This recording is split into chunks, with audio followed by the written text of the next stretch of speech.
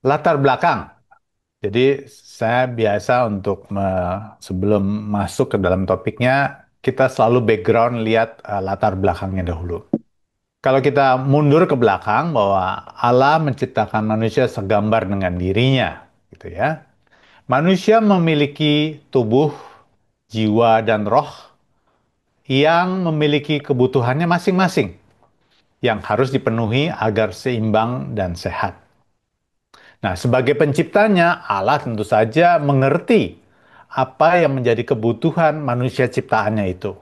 Sehingga dia menyediakannya. Kalau kita lihat bahwa di hari ke pertama sampai dengan kelima, Tuhan menyiapkan segala sesuatu sebelum dia menciptakan manusia. Jadi kebutuhan-kebutuhan manusia juga sudah dipersiapkan.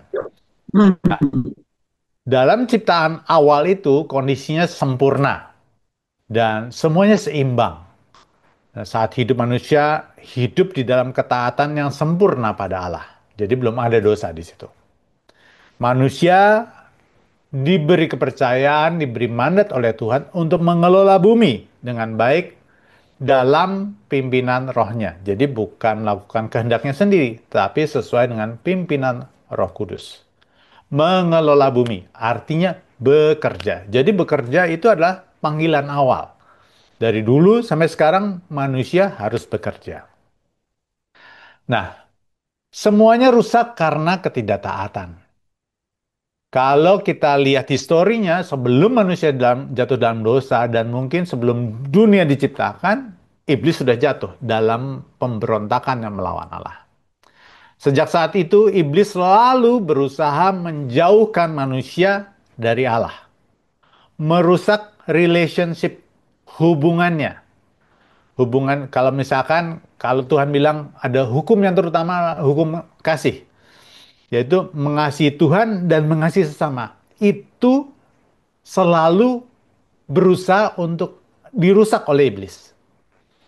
Caranya gimana? Caranya dengan menipu, membujuk, mempersuasi agar satu manusia mengikuti dan memuaskan keinginan dirinya sendiri, tidak mentaati kehendak Allah.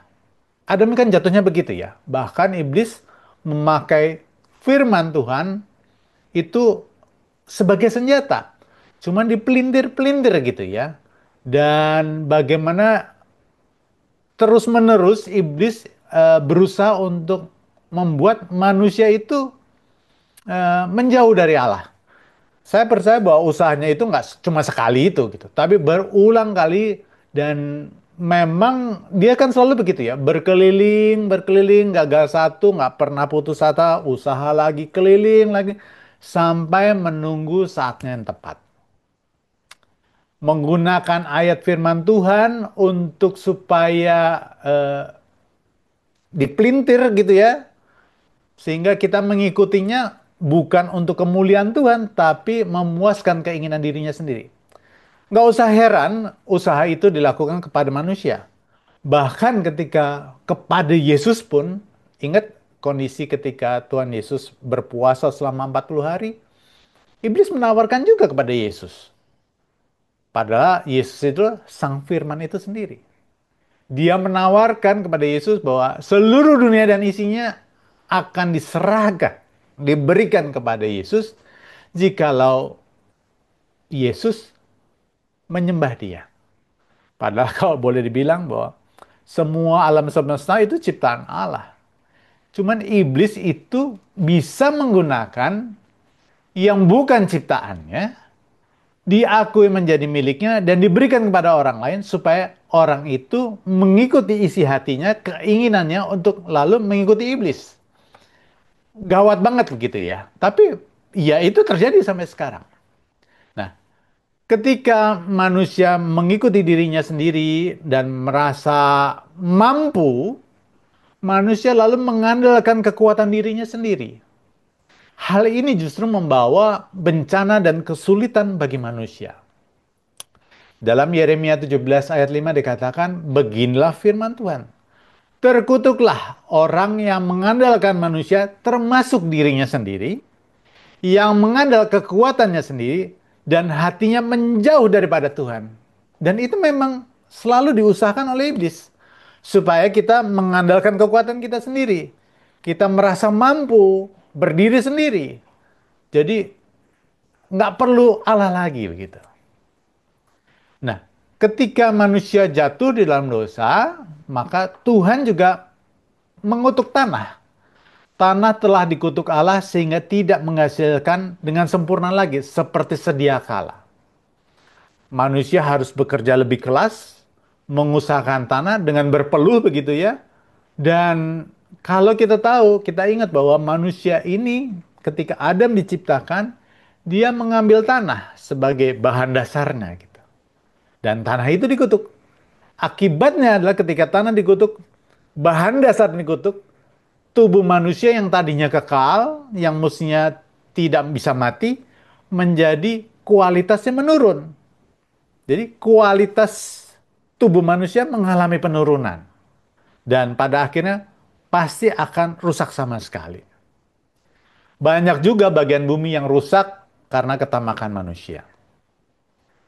Jadi standpointnya adalah manusia harus bekerja untuk memenuhi kebutuhannya. Gitu.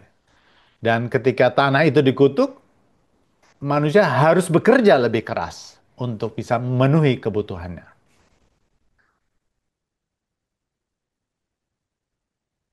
Kondisi kekinian.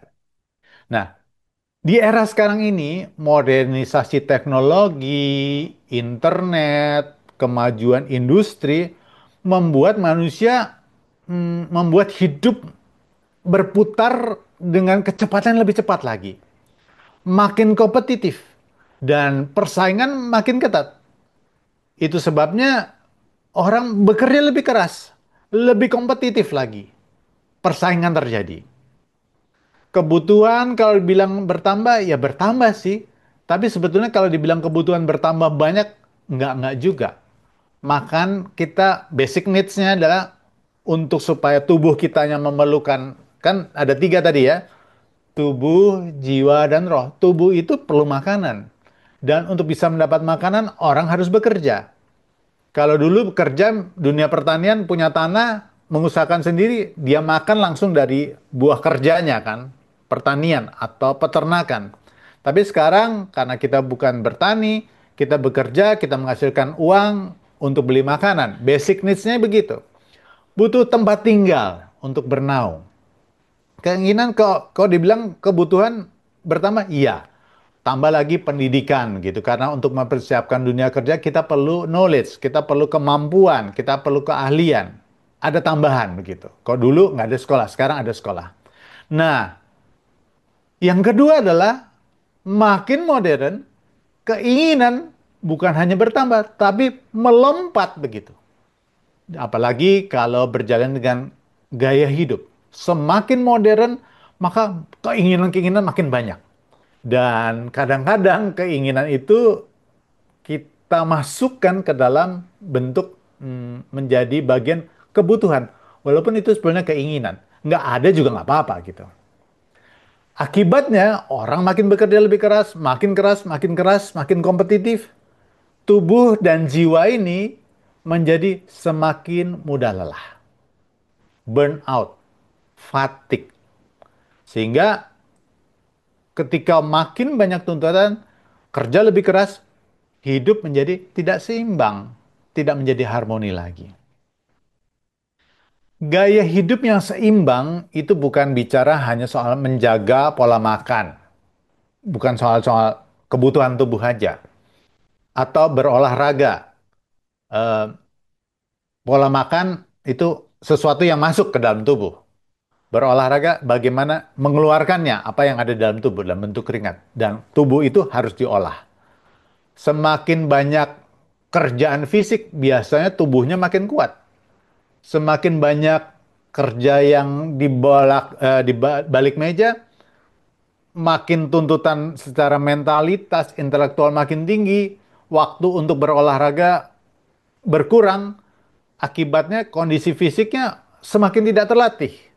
Kekuatan tubuhnya justru makin berkurang. Apalagi jika pola makannya hmm, tidak dijaga begitu ya. Bukan hanya itu saja, bukan hanya soal mengelola fisik, bagaimana merawat fisik supaya tetap sehat, tapi juga tentang pengelolaan waktu dan juga ada hubungan sosial karena manusia adalah makhluk sosial. Ada relationship di dalam keluarga, di dalam lingkungan, orang-orang sekitarnya gitu ya. Sehingga kalau waktu kita dipakai sepenuhnya untuk bekerja tanpa istirahat, ketika tubuh menjadi lelah, hubungan antar manusia juga menurun gitu. Sehingga kesehatan juga menurun, kalau mentalitas juga turun, lelah, orang lebih jadi gampang marah, gampang tersinggung. Kalau lelah kan kondisinya begitu. Nah, tubuh ini memerlukan waktu ruang untuk istirahat. Banyak orang sering merasa bersalah saat meluangkan waktu untuk istirahat. Padahal itu perlu. Tubuh yang terbatas ini, apalagi yang tadi kualitasnya cenderung menurun begitu ya, perlu istirahat. Jiwa ini perlu juga di recharge gitu. Nggak bisa dikasih beban terus-menerus. Butuh ada waktunya reconditioning gitu ya, untuk istirahat. Beberapa indikasi hidup yang tidak seimbang. Biasanya orang merasa kelelahan hampir setiap hari. Ya kalau mungkin kerjanya mungkin orang bilang katanya 9 to 5 gitu ya. Masuk jam 9 pulang jam 5 begitu. Kadang-kadang apalagi di kota-kota besar berangkatnya harus jam 7. Saya lihat istri saya juga begitu gitu ya. Eh, Semakin tinggi posisinya, dia harus meluangkan waktu lebih banyak. Tuntutan tanggung jawabnya lebih banyak. Belum lagi kota besar. Berangkat jam 7 karena bosnya datangnya jam setengah 8. Jadi dia harus duluan dari bosnya. Pulang, dia harus nungguin bosnya pulang. Jadi sampai rumah ya jam 8. Mungkin capek ya. Tapi memang ya kondisinya begitu. Nah, yang kedua adalah sulit tidur atau malah nggak bisa tidur. Karena kalau kita lelah berlebihan, kita nggak bisa tidur. Atau justru malah tidurnya juga kebanyakan. Bisa juga begitu. Tidak punya waktu untuk keluarga dan teman. Eh, Banyak orang bilang, semoga karirnya meningkat ya, makin tinggi ya, makin jadi pimpinan ya, makin jadi pimpinan tertinggi ya, jadi direktur. Saya punya satu sepupu waktu itu dia jadi salah satu direksi Bank Mandiri. Dia itu pulang kantor bisa jam 2 malam. Yang paling baik. Eh, Sangi semua tadi. Pasang semua. Bisa di mute, tolong di mute ya. Pulang bisa jam 2 malam. Rapat-rapat bisa sampai jam 10, jam 11, lalu masih ngerjain. Besok paginya jam 7 pagi harus sudah berangkat. Itu direktur Bank Mandiri. Jadi eh, kalau kadang-kadang saya berpikir gitu, kadang-kadang manusia itu kita ini nggak bisa tahu tidak mengenal apa yang kita minta gitu. Kita minta eh, supaya karir meningkat, tapi selalu ada konsekuensinya. Memang kita bisa mendapatkan income lebih banyak, tetapi ada waktu yang harus dikorbankan lebih banyak. Jadi akhirnya saya berpikir, Tuhan, saya nggak meminta lebih dari apa yang Tuhan tetapkan buat saya. Apa yang Tuhan tetapkan buat saya, ukurannya pasti pas, gitu. Karena Tuhan tahu bagaimana membuat hidup kami bahagia. Bukan dari semakin banyak yang bisa kami miliki, tetapi bagaimana kami bisa menikmati apa yang ada dan mensyukurinya. Jadi, saya percaya banget bahwa doa Bapa kami, berkat secukupnya, itu benar-benar benar gitu. Tuhan tahu ukurannya untuk kita masing-masing. Mengukur dari kemampuan, mengukur dari kemampuan kita mengaturnya, dan Tuhan tahu bagaimana membuat kita bahagia. Yang keempat, sering merasa cemas, stres, ataupun tidak termotivasi. Karena beban pekerjaannya begitu besar gitu ya. Tuntutan kadang-kadang kan kalau kita udah masuk dalam sebuah pekerjaan, seringkali kita bisa nggak, bukan kita lagi yang ngatur waktu kita, tapi pihak lain yang ngatur waktu kita. Schedule begitu rapat, begitu banyak, sampai benar-benar fatigue, mental kita fatigue. Tidak jarang tekanan hidup di dalam hidup kita ini adalah akibat dari keputusan yang dibuat sendiri. Karena rasa tidak puas atau menerima dengan apa yang sudah dimiliki. Kita pikir kita pengen punya banyak. Punya ini, punya itu, bisa pergi ke sana, bisa pergi ke situ. Dan itu konsekuensinya adalah kerja jauh lebih keras. Spending waktu lebih banyak. Padahal ada orang-orang di sekeliling kita yang mungkin membutuhkan kehadiran kita. Bukan hanya fisik kita capek, bukan hanya jiwa kita lelah, tapi bisa jadi kita harus mengorbankan relationship dengan orang-orang di sekeliling kita, orang-orang yang terdekat dari kita. Dalam 1 Timotius 6 ayat 6 sampai 10 dikatakan, memang ibadah itu kalau disertai rasa cukup memberi keuntungan besar. Bekerja itu ibadah. Itu perintah Tuhan. Sejak dari awalnya kita diperintahkan untuk bekerja, mengelola bumi. Ibadah itu kalau disertai rasa cukup, kita mensyukuri dengan apa yang ada pada kita sekarang ini, memberi keuntungan besar. Bukan soal nominal benar besar, enggak. Tapi keuntungan besar. Karena kita bisa menikmatinya. Kita melakukannya dengan sepenuh hati. Kita merasa cukup dengan apa yang kita terima saat itu. Sehingga kita tidak tidak membuat pikiran-pikiran, plan-plan yang jauh melebihi kemampuan kita. Sebab kita tidak membawa sesuatu apa ke dalam dunia. Dan kita pun tidak dapat membawa apa-apa keluar. Ada banyak orang yang begitu mengejar karirnya, kerja mati-matian, stres, tekanan darah naik, olahraga kurang, terjadi penyumbatan darah, stroke, dan dipanggil. Nggak sedikit yang begitu. Asal ada makanan dan pakaian, cukuplah. Tapi susah ya manusia modern sekarang. Masa cuma makanan dan pakaian aja? Kan perlu juga mobil, perlu juga jalan-jalan, perlu ini, perlu ini. Sebetulnya kalau bilang asal ada makanan dan pakaian, kok sekarang pendidikan anak gitu, itu kebutuhan. Yang bikin kita susah adalah keinginan kita. Dan keinginan kita bisa membuat kita mengambil keputusan-keputusan yang akan menyeret kita dalam kesulitan sendiri. Tetapi mereka yang ingin kaya, bukan menjadi kaya, ingin punya banyak, terjatuh ke dalam pencobaan yang dibuat sendiri gitu. Ke dalam jerat dan dalam berbagai-bagai nafsu yang hampa dan yang mencelakakan. Yang menenggelamkan manusia ke dalam reruntuhan dan kebinasaan. Karena akar segala kejahatan ialah cinta uang. Demi ambisi bisa menghalalkan segala cara. Sebab oleh memburu uanglah beberapa orang telah menyimpang dari iman dan menyiksa dirinya dengan berbagai-bagai duka yang dibuat sendiri.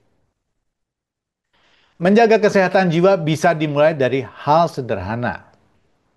Satu, mengatur istirahat, waktu istirahat yang cukup. Kita perlu rest. Usahakan kalau bekerja, selesaikan di kantor. Waktu rumah, pulang ke rumah, dan. Tapi manusia modern susah ya. Saya lihat begitu. Makin tinggi jabatan, dibawa tuh kerjanya ke rumah. Kadang-kadang orang di rumah menantikan kan ya, bagaimana, oke, kita bisa ngobrol bareng gitu. kita bisa sama-sama.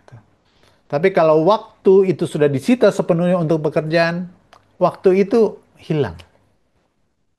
Ada banyak kejadian ketika keluarga-keluarga yang masih hidup sederhana, jabatan belum begitu tinggi, keluarganya harmonis.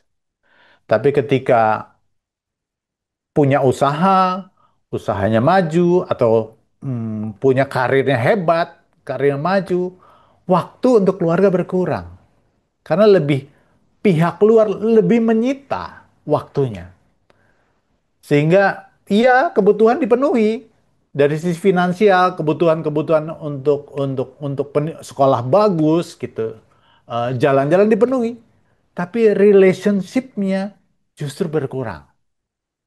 Nah, kita perlu melakukan meditasi ringan melalui saat teduh. Pertama, mengenali kondisi diri sendiri. Banyak orang nggak bisa mengenali kondisi diri sendiri. Baik bahwa dirinya letih atau dirinya sudah terlalu jauh menyimpang. Hmm, kita memang membutuhkan pertolongan Tuhan, pertolongan Roh Kudus saat ketika kita melakukan meditasi ringan, berdiam diri, merenungkan apa yang sudah kita lakukan sepanjang hari. Kita mohon pada Roh Kudus untuk bisa menuntun kita, mengingatkan kita, menginsyafkan kita. Dan yang kedua adalah karena begitu banyak pemikiran, begitu banyak pemahaman di luaran sana yang bisa beda-beda gitu. Dan kecenderungan kita karena memilih pemikiran-pemikiran yang memang sesuai dengan keinginan kita. Walaupun belum tentu pemikiran itu benar loh. Itu sebabnya kita perlu merenungkan firman Tuhan. Supaya firman Tuhan dari Allah yang Maha Tahu, yang sempurna ini, dalam memberikan guidelines gitu ya, menjadi patokan dalam hidup kita. Di dalam Hosea 4 ayat 6 dikatakan, umatku binasa karena tidak mengenal Allah. Bagaimana mengenal Allah? Lewat firman-Nya. Allah yang tidak kelihatan bisa kita kenal melalui firman-Nya. Karena engkaulah yang menolak pengenalan itu, maka aku menolak engkau menjadi imamku. Dan karena engkau melupakan pengajaran Allahmu, maka aku juga akan melupakan anak-anakmu. Gawat kan? Yang ketiga, menyempatkan waktu untuk kegiatan yang menyenangkan. Iya, mentally jiwa kita perlu rest, perlu istirahat. Kadang-kadang Tuhan izinkan sakit itu terjadi dalam diri kita supaya kita istirahat. Nggak usah dimusuhin. Kalau udah ditengking-tengking belum sembuh juga, artinya ya itu waktu kita untuk istirahat. Mensyukuri saja. Empat, kalau kondisinya gawat banget gitu ya, kita nggak bisa menghandle diri kita sendiri lagi, nggak bisa recognize, nggak bisa mengenal diri kita, kondisi kita dalam kondisi seperti apa, kita nggak perlu ragu untuk meminta bantuan profesional jika dibutuhkan. Saya ingat beberapa waktu lalu, waktu itu di acara di mana ya? Saya agak lupa. Apa di gereja waktu itu. Bu Greta sempat ngomong ke saya. Bu Greta kan psikolog ya. Sometimes psikolog itu ketika telah menerima banyak klien, itu kan kalau orang-orang datang ke psikolog kan itu kan sebenarnya banyak bawa sampah begitu ya. Lama-lama itu bisa pengaruh juga ke jiwanya. Dan suatu waktu seorang psikolog pun perlu datang juga ke psikolog lain, ke mentor lain supaya bisa releasing itu. Jadi nggak usah malu, nggak usah takut. Atau bisa juga kita datang ke teman-teman, sahabat atau hamba Tuhan yang kita tahu secara religius, secara pemahaman itu bisa memberikan advice, tuntunan yang benar. Nggak usah malu untuk itu, karena memang kita manusia saling membutuhkan satu sama lain. Menjaga kesehatan fisik juga bisa dimulai dari hal sederhana. Tadi soal mental, soal jiwa. Yang kedua, menjaga fisik. Jalan kaki lah gitu ya, setiap hari 15-30 menit. Kalau teman saya, ya targetnya setiap hari itu 10.000 langkah. Kok bisa dihitung? Ya ada jam tangannya untuk bisa menghitung langkah. Tapi 15-30 menit cukup kok. Bisa. Jalan aja. Dan itu treatment yang bagus. Kalau lari agak berbahaya juga, nggak semua orang bisa. Karena seiring dengan usia, lutut kita mulai problem tuh. Tapi paling nggak jalan, berenang, bagus. Kalau berenang kan kita harus bayar. Tapi kalau jalan kaki kan nggak. Bisa juga mengikuti kelas Hmm. olahraga daring gitu ya. Atau enggak lihat YouTube, style, ya kita olahraga-olahraga sendiri lah. Ikutin gerakannya di rumah. Atau kalau misalkan kita atau di gereja ataupun di gedung kantor kita ada tangga, ya jangan pencet lift terus gitu. Ya naiklah gitu. Wah, keringetan nih. Iya, namanya juga olahraga. Itu melatih loh. Saya ingat waktu itu ada satu video, Ray sengaja menempatkan orang tuanya, mamanya di lantai 2 supaya setiap hari mamanya tuh jalan dan sehat. Ternyata sehat gitu. Mungkin. 4, bisa juga berkebun dan bersih-bersih rumah. Rumah bersih, keringetan, dan kita juga jadi sehat. Detox digital. Nah, ini yang kondisi kekinian gitu ya. Kita tuh nggak bisa lepas dari gadget gitu. Di mana-mana, termasuk saya juga. Gitu. Nah, cobalah menerapkan waktu untuk detox digital secara berkala. Hindari layar 1 jam sebelum tidur. Nah, kadang-kadang kita tergoda kan ya, sebelum tidur 5 menit masih juga scrolling-scrolling. Gitu. Gunakan mode do not disturb jika saat sedang istirahat atau apa ya istilahnya flight mode begitu supaya nggak ada telepon lagi yang Hmm. masuk, berita yang masuk. Sediakan waktu khusus tanpa gadget, misalnya saat makan atau akhir pekan. Faktanya adalah kan ya bahkan di meja makan pun anak-anak kita makan sama semua pegang gadget gitu. Nggak ngobrol, ini gawatnya gadget nih. Ketergantungan pada gadget. Nah, gunakan teknologi dengan bijak, bukan hanya untuk hiburan, tapi juga pengembangan diri. Hati-hati dengan sosial media, karena algoritma itu ngikutin behaviornya kita. Kalau kita kalau kita beberapa kali sering membuka berita-berita yang negatif, maka kita akan di feed in, kita akan diumpan terus tuh informasi-informasi sejenis seperti itu.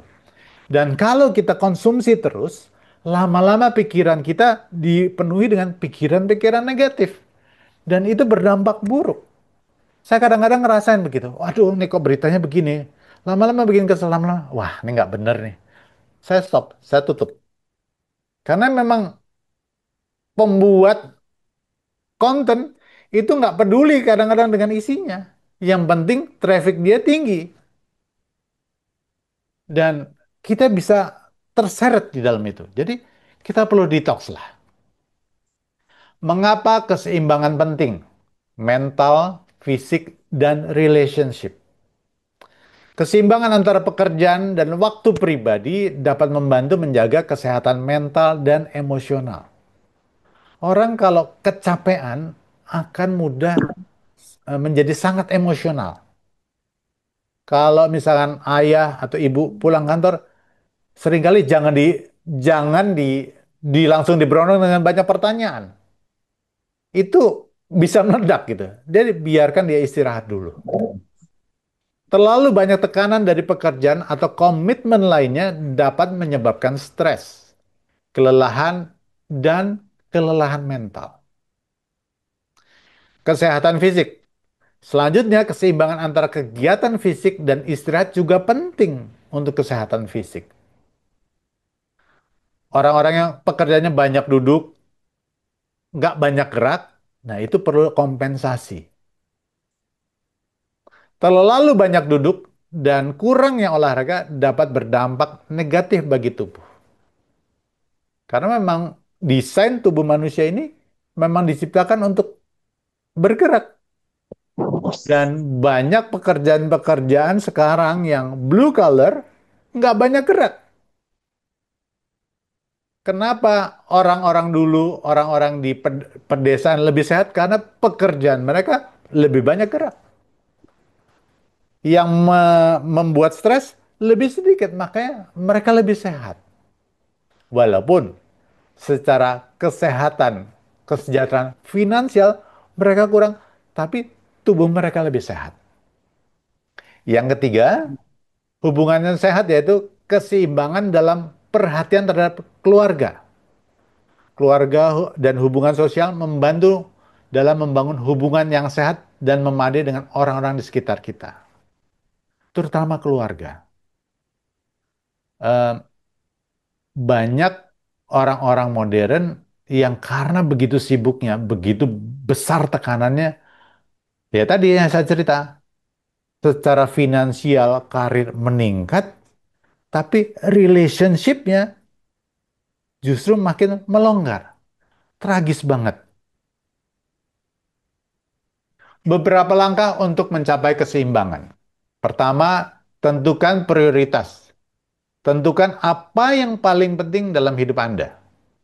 Apakah itu keluarga, pekerjaan, kesehatan, atau kebahagiaan pribadi. Lalu alokasikan waktunya. Perlu dipikirin. Buat jadwal yang memungkinkan Anda untuk menyeimbangkan berbagai komitmen. Pastikan sisihkan waktu untuk istirahat dan relaksasi. Jadi liburan sesekali penting. Perlu juga. Walaupun nggak harus jauh-jauh. Di dalam kota, asal semuanya dilakukan dalam suasana yang happy, apalagi bersama keluarga, itu sangat relaxing. Em, Baik saya maupun istri saya bilang beda banget gitu ya. Kalau kita pergi keluar kota, urusan kerjaan dan liburan keluarga, itu beda banget suasananya. Ketiga, jangan takut untuk mengatakan tidak ketika merasa terlalu banyak beban atau tekanan. Mengelola ekspektasi orang lain adalah bagian penting dari mencapai keseimbangan. Kadang-kadang kita terjebak pada kondisi di mana ya orang minta, kamu yang paling bisa, kamu yang paling benar, kamu yang paling mampu. Lalu kita berusaha menyenangkan, memenuhi ekspektasinya dia. Walaupun kita sebenarnya sudah begitu banyak listnya. Akibatnya adalah kita berusaha menyenangkan orang lain, tapi ada hal yang dikorbankan, yaitu kemampuan fisik kita, mental kita, dan juga relationship kita. Kita harus ukur itu gitu. Jadi belajar mengatakan tidak memang nggak gampang, tapi memang harus coba untuk dikerjakan begitu ya. Tentu saja kalau ada tanggung jawab, bentuk tanggung jawab yang sifatnya jangka panjang, pertama harus bawa dalam doa. Tuhan, apakah ini menjadi bagianku? Apakah aku harus ambil ini? Itu perlu digumulkan. Empat, jangan lupakan kebutuhan pribadi Anda. Lalu luangan waktu untuk diri sendiri, lakukan hal-hal yang bisa dinikmati dan renungkan. Perlu waktunya tadi untuk meditasi, untuk bisa setiap hari untuk mengingat apa yang harus sudah kita lakukan hari ini, juga mengingat kesalahan apa yang kita lakukan hari ini, pelanggaran apa yang kita lakukan hari ini, lalu ke depannya kita minta lagi Tuhan untuk menolong kita, memimpin kita, sehingga kita bisa melakukan tugas-tugas yang diberikan Tuhan, dipercayakan pada kita dengan benar. Lima, berbicara dengan keluarga atau teman jika merasa perlu membuat penyesuaian dalam hidup mencapai keseimbangan. Kadang-kadang, saya tadi malam lihat itu nonton videonya, VT-nya di YouTube ya, yang Bu Greta dan Kesia. Ada satu momen di mana ketika waktu itu waktu Kesia dan anak-anak protes, kok Papa begitu sibuk gitu, mereka nggak bisa menikmati. Dan apa yang dilakukan Pak Bigman? Dia mulai mengurangi pelayanan keluar kotanya. Itu yang dia bilang perlu penyesuaian. Karena gimana pun juga keluarga adalah pertama kita janji dengan pasangan kita untuk menjadi pasangannya seimbang. Keluarga adalah pelayanan inti kita.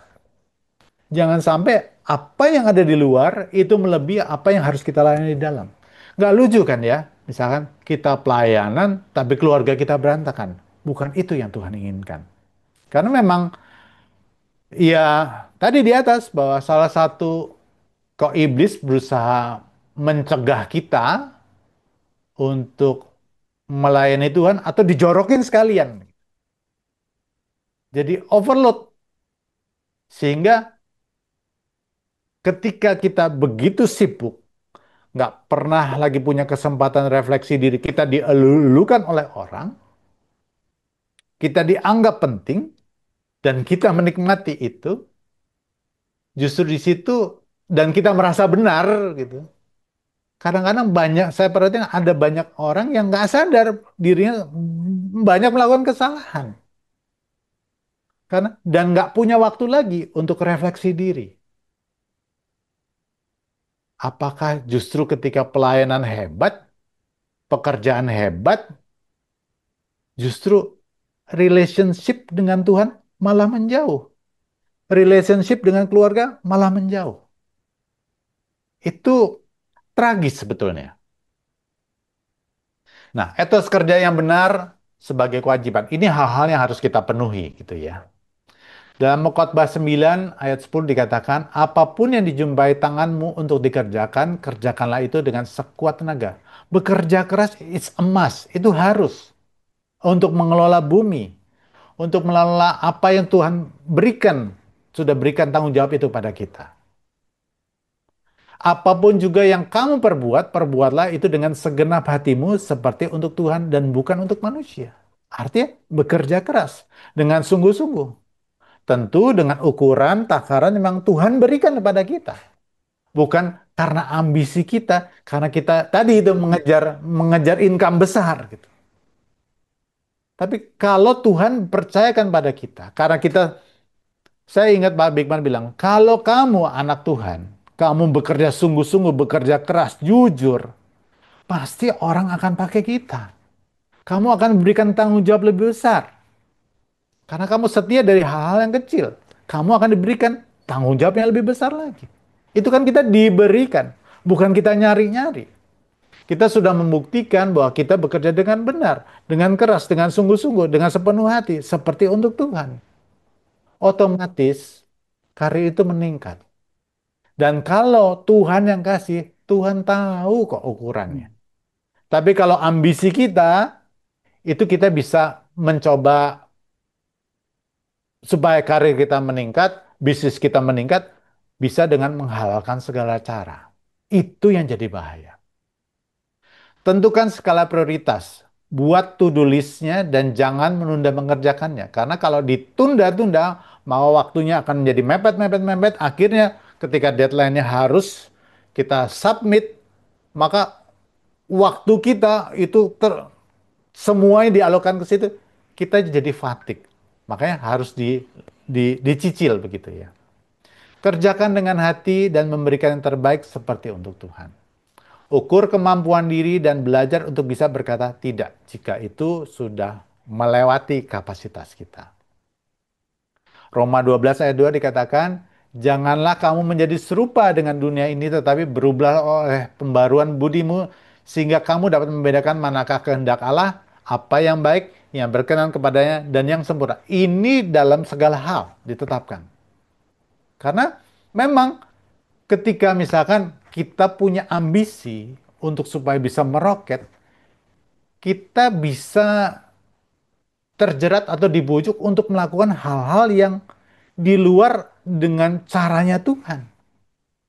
Sikut sana, sikut sini, kalau perlu fitnah untuk jatuhi pesaing, rekan sekerja, sangat common sekarang ini. Ketika persaingan begitu makin ketat. Jadi Tuhan bilang, no, apakah kamu nggak percaya dengan berkat yang aku siapkan? Apakah kamu harus melakukan kejahatan itu supaya karir kamu naik? Jangan serupa dengan dunia ini. Tapi kalau itu ambisi kita, bisa jadi kita terjerat oleh ambisi diri kita sendiri dan melakukan hal-hal yang jahat di hadapan Tuhan. Salah mengambil keputusan akibat kekhawatiran. Kadang-kadang begitu juga. Aduh, nanti gimana ya nanti? Nanti gimana ya? Nanti buat sekolah ini gimana? Buat kehidupan gimana? Khawatir terus. Kenapa khawatir? Karena keinginan kita terlalu banyak. Kita tidak mau menaklukkan dan menguasainya. Filipi 4, 6-7. Janganlah khawatir tentang apapun juga. Tetapi dalam segala hal nyatakan keinginanmu kepada Allah. Boleh nggak minta itu kepada Tuhan? Boleh. Ngomong aja. Dalam doa dan permohonan dengan ucapan syukur. Apapun hasilnya, percayalah Tuhan mendengarnya, tapi hasilnya serahkan pada Tuhan. Mengucap syukur karena Tuhan tahu apa yang ukurannya pas buat kita. Nggak lebih, nggak kurang. Kalau kelebihan bisa mencelakakan, kurang juga menyulitkan, bisa. Tuhan tahu ukuran yang pas. Damai sejahtera Allah yang melampaui segala akal, karena kita mengandalkan Dia, karena kita mohon pimpinannya Dia, karena kita mau bersyukur dengan apa yang sudah kita terima, maka membuat kita itu damai. Akan memelihara hati dan pikiranmu dalam Kristus Yesus. Karena kita mau mentaati apa yang Kristus perintahkan, Kristus sampaikan. Pentingnya berdoa dan bersyukur. Jadi sekalipun kita sudah dalam top pimpinan, kita punya pendidikan tinggi, anggaplah dirimu itu tidak mampu. Pikirkan bahwa aku nggak bisa apa-apa kalau karena Tuhan yang memimpin aku. Aku ini bodoh, pengalamanku sia-sia kalau Tuhan tidak memimpin aku. Amsal 3 ayat 5-6. Percayalah kepada Tuhan dengan segenap hatimu dan janganlah bersandar pada pengertianmu sendiri. Nah, ini penting. Pengalaman pengalaman 50 tahun, 60 tahun dalam hidup itu nggak ada apa-apanya. Karena kita juga dalam hidup ini sedang menghadapi musuh musuh yang selalu berusaha untuk membuat kita menjauh dari Allah, merusak relationship kita dengan orang-orang di sekeliling kita, dengan keluarga kita, yaitu si iblis itu. Nah, iblis ini sudah berada jutaan tahun mungkin. Dia punya pengalaman yang lebih banyak dari kita. Kalau kita mengandalkan hikmat dan pengetahuan kita, pengalaman kita sendiri, kita pasti kalah. Oleh karena itu, kita memang harus selalu menundukkan diri, merendahkan hati di hadapan Tuhan. Saya mohon belas kasihan Tuhan. Mohon kemurahan Tuhan. Mohon pimpinanmu ya Roh Kudus untuk menolong aku, memimpin aku, sehingga aku dapat memutuskan hal yang tepat, yang baik bagiku menurut pandanganmu. Apa yang kita pandang baik belum tentu baik loh. Kita nggak tahu masa depan kita. Yang kita tahu, kalau aku berjalan bersama Tuhan, Tuhan memelihara aku, memimpin aku. Pengalamanku, ada begitu banyak orang berpengalaman dengan reputasi yang hebat jatuh. Kenapa? Mengandalkan pengertiannya sendiri, kekuatannya sendiri. Bahkan pelayan hamba-hamba Tuhan yang hebat-hebat pun jatuh. Karena memang dia jadi inceran iblis. Terus iblisnya muter-muter melihat saat yang lemah, gitu. Jangan pernah merasa kuat. Merasalah bahwa aku perlu perlindungan dan penyertaan Tuhan. Seberapa hebat pun kita, setinggi apapun pendidikan kita, aku ini bodoh kalau bukan karena Tuhan yang memimpin aku. Sikap itu perlu ditanamkan terus. Kesimpulan, hidup seimbang adalah perjalanan yang terus-menerus. Bukan tujuan yang bisa dicapai sekali dan selesai. Dengan menetapkan prioritas, mengelola waktu dengan bijaksana, dan menjaga kesehatan fisik, mental, dan relasi dengan sesama, kita dapat mencapai keseimbangan dalam hidup dan mengalami sukacita yang sejati. menyerahkan hidup dalam pimpinan Roh Kudus akan menyelamatkan kita dari perangkap iblis, dari keputusan yang salah yang akan membuat sukar diri sendiri. Artinya kesalahan yang kita buat sendiri. Karena keinginan-keinginan kita yang tidak kita taklukkan dan kuasai. Dan terhindar dari pengandalan kekuatan diri sendiri. Agar kita dapat terus bertumbuh menjadi manusia yang segambar dengan rupa Allah. Seperti Yesus yang telah Yesus tunjukkan ketika dia hidup di dunia.